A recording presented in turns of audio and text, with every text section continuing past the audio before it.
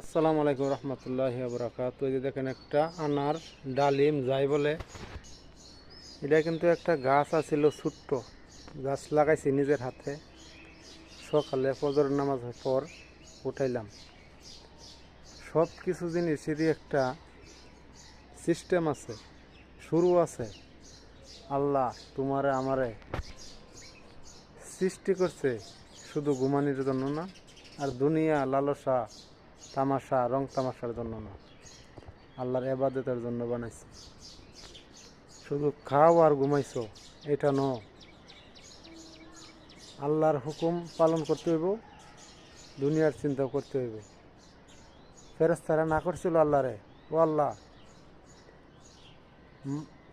মানুষ তৈরি করার দরকার নাই, আমরাই তো আছি আপনাদের গুণগান ইবাদত বন্দি করার লাগে। তখন আল্লাহ কি বলছে, আমার এটা কিন্তু মসজিদ, এটা মসজিদ, একটা মসজিদ।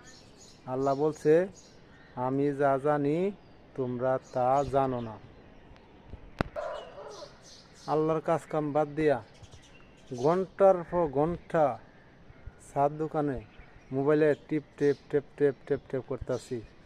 একবার চিন্তা করে দেখি না, আমার দাদা গেল, দাদি গেল, নানা গেল, নানি গেল, আত্মীয় স্বজন, আমার কোনো গ্যারেন্টি নাই কখন জানি আর যাইলায় পরে।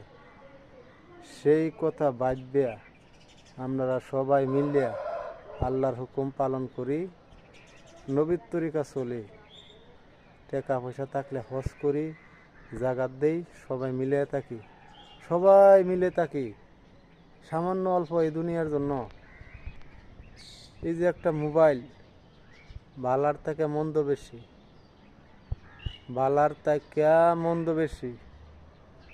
খাওয়া দাওয়া সাইরিয়া ঘন্টার পর ঘন্টা মোবাইল দেখতেছি, নাচ গান। আহা, রমজান সামনে, এই রমজান মাসও যদি তোমরা গুনাহ মাফ না করতে পারো আল্লাহর কাছে, আল্লাহ তখন কি বলছে, না আলো তাদের গজব ধ্বংস হোক। আমরা যাই কিছু করব হালাল পন্থে চলব। একজনের হাজার হাজার কোটি টাকা দেখে আমরা লোভ করব না। আমার কাছে যতটুকু আছে অতটুকু নিয়ে সন্তুষ্ট থাকি, শান্তিতে থাকি, অতানির জন্য কল্যাণ। এই দুনিয়াতে যারা সুখ দিছে, কবরতে সুখ নিতে বহুত কষ্ট লাগবে, বাকিটা আল্লাহর ইচ্ছা। হাদিসে আইছে 500 বছর আগে জান্নাতে যাইব গরিবরা। কি মনে করেন বাঁচে কয় বছর? আমরা এক পলকে যাইব 100 বছর, এক পলকে।